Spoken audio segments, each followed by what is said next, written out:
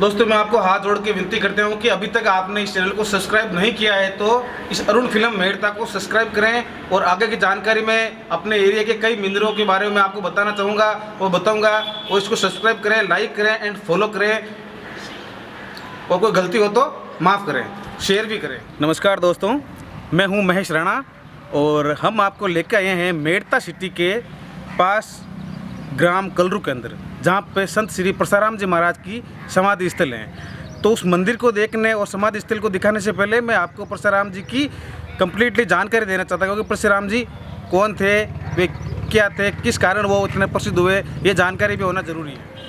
हाँ तो दोस्तों मैं बताना चाहूँगा आपकी जानकारी के अनुसार कि संत श्री परशुराम जी महाराज का जन्म 1596 संवत में होता, और इनके माता और पिताजी का नाम था होलाराम जी और इनकी माताजी का नाम था राधा।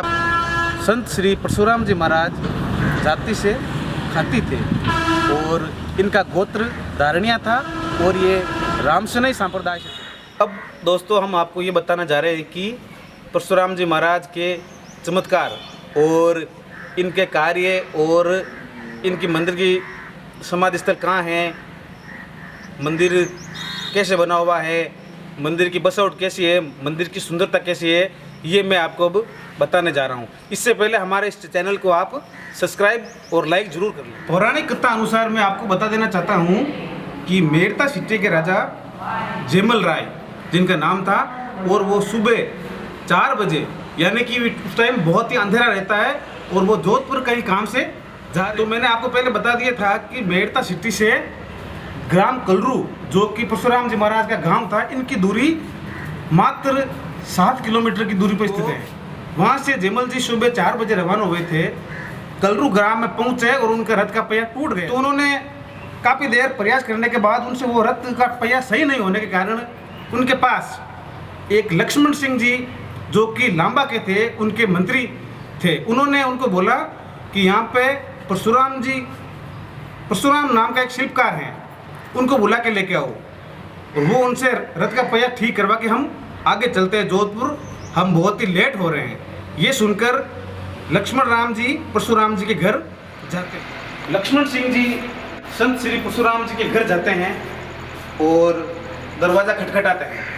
तो उस समय क्या होता है कि संत श्री परशुराम जी भगवान की भक्ति में लीन होते हैं। वो एक माड़ा जो जप कर रहे होते हैं, लेकिन उनको खुद के शरीर को पता ही नहीं था कि मैं अभी क्या कर रहा हूँ। सुबह के 4 बजे हुए थे तो भगवान के अंदर कि ये मेरा भक्त है और ये मेरी भक्ति के अंदर लीन है, और ये राजा है, कुछ भी कह सकता है, धमका सकता है, तो क्यों नहीं मैं मेरी भक्त की मदद करूँ। तो उस समय भगवान विष्णु ने अपना परशुराम के रूप में अपना रूप बदल लिया और वो लक्ष्मण सिंह जी जो भगवान के साथ चल पड़े रथ को ठीक करवाने के लिए। लेकिन वो तो भगवान श्री विष्णु थे। रथ का जैसे ही पहिया उन्होंने ठीक कर दिया और वो अपने गांव के लिए रवाना हो गए थे, यानी कि वो राजा जोधपुर के लिए रवाना हो गए थे और भगवान वापस अपने स्वरूलोक चले गए थे। लेकिन जब उस समय 4 बजे हुए थे, अब वो धीरे धीरे कलरू से लांबा की तरफ बढ़े तो धीरे धीरे उजाला होने लगा। तो उस राजा ने देखा कि वो पहिया है वो रथ का जिन्होंने भगवान ने ठीक किया था, वो अदर चल रहा था, यानी कि वो धरती पर टिका हुआ नहीं था, बिल्कुल अदर चल रहा था। तो राजा एकदम अचंभित हो गया कि ये रथ का पहिया ऐसे क्यों चल रहा है। तो उन्होंने सोचा कि उस परशुराम के पास वापस चलते हैं और ये पहिया भी वापस हम करवा लेते हैं। तो इस कारण वापस रथ से घुमा के और फिर कलरू आए गए थे और फिर परशुराम से पूछा कि इस पहिया को तुम ऐसा ही करो। अब वो राजा उनके घर पहुंचा और परशुराम को बोलने लगा कि ये सारे पहिए मेरे ऐसे करो जैसे कि तूने इस प्रकार किया इस पहिए को। तो परशुराम जी ने उनको मना कर दिया था कि ये पहिया भी मैंने ठीक नहीं किया था, और वैसे उन्होंने ठीक नहीं किया था, वो तो भगवान विष्णु ने आके किया था। अब राजा उनको धमकाने लगा कि ऐसा कर, वरना वो तो राजा थे, कुछ भी बोलते रहते उस समय। तो फिर उन्होंने भगवान श्री से प्रार्थना की थी परशुराम जी ने, और भगवान फिर आए और उनको सारे रथ के पहिए वैसे के वैसे ही कर दिए और वो राजा भी चल गए।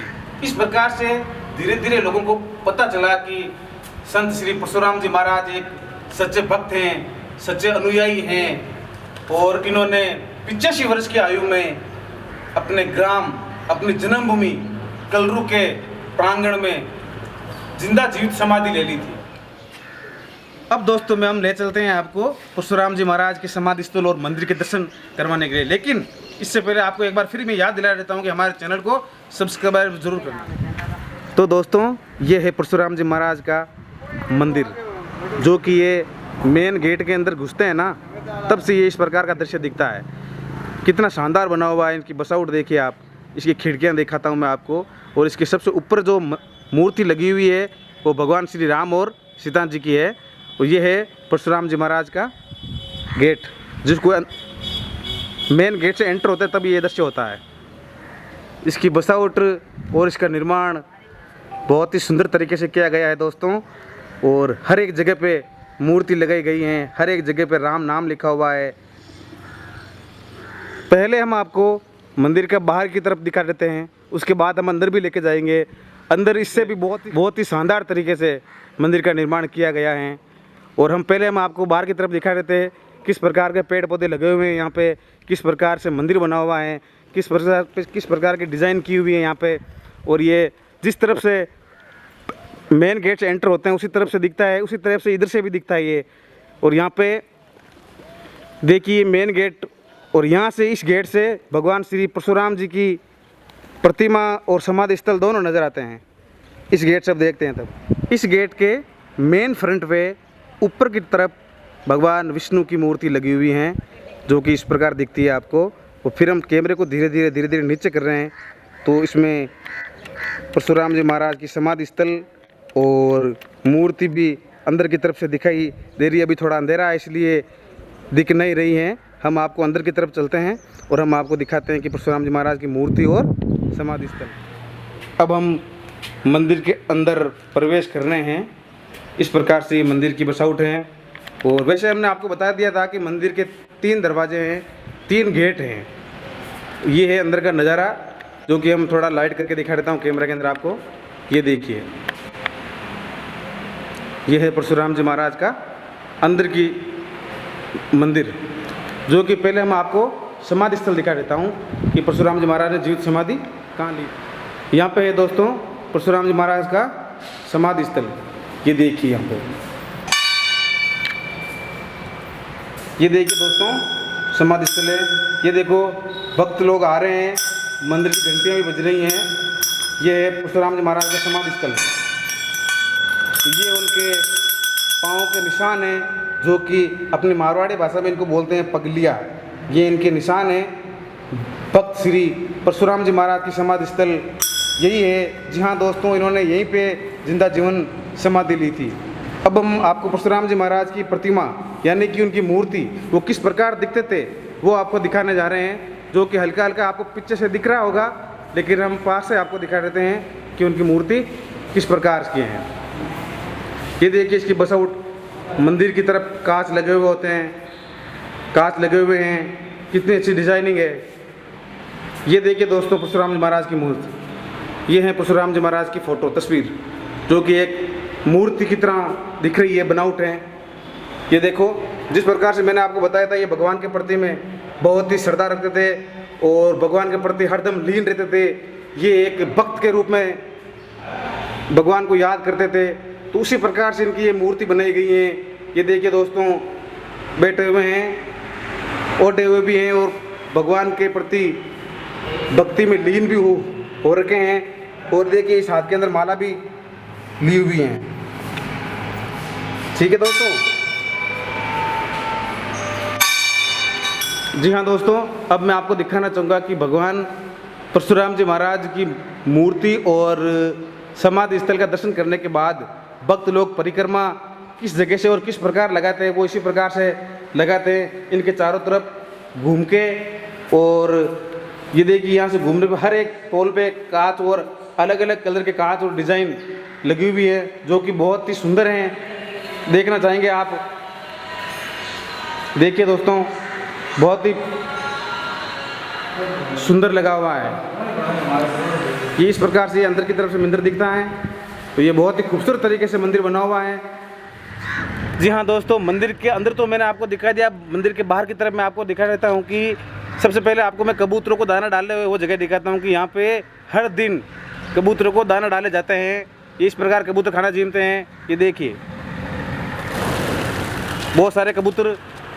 अब एक जानकारी मैं आपको एक और बता देना चाहता हूँ संत श्री परशुराम जी महाराज के बारे में। इस विक्रम संवत 2004 के अंदर परशुराम जी महाराज ने पुजारी यानी कि उनका नाम था जीतू जी, उनको और सारे गांव वालों को दर्शन दिया था, लेकिन गांव वालों ने पता नहीं चला कि ये भगवान यानी कि संत श्री परशुराम जी महाराज है या नहीं।